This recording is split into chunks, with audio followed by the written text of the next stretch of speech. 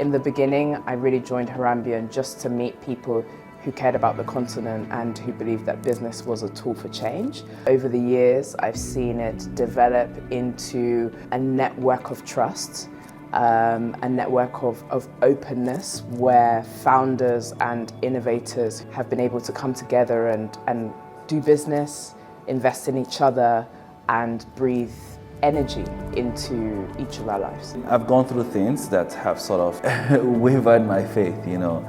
For instance, I lost my co-founder, but that's also why we have the alliance here, because you know, you go back and you look at the next Harambe and you see them with this same enduring optimism, and then you're fired up again and you just wanna get going. If you to look at the market value of all the companies that the Alliance has worked with since they became part of the Alliance and where they are right now, I don't think there are any organizations, at least in Africa, that can show an increase in market value, which is financial, an increase in social value, which is jobs created, and increase in environmental benefits. That triple bottom return that organizations can have by working with the Harambean Alliance, and importantly, its 400 plus members, is something that should be driven home. There was a feeling of Harambe almost being this like secret club, and it was an honor to be part of it, and it is an honor being part of it. It's not just about what you do, it's also about who you are as a person, so you carry that with you in a stronger, more methodical way.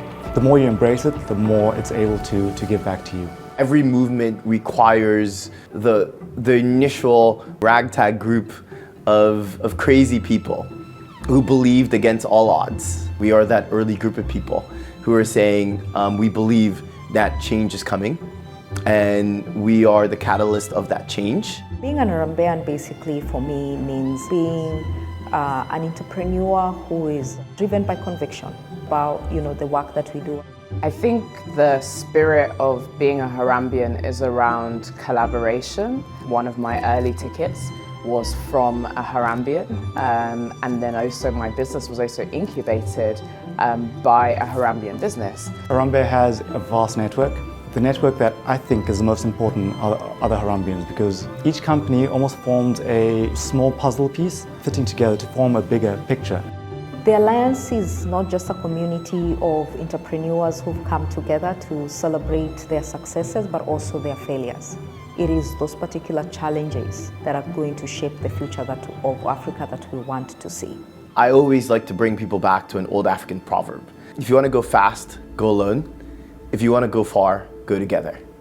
And as someone who once worked at Goldman Sachs, and I'm still a shareholder at Goldman Sachs, building enduring companies, building enduring communities requires togetherness.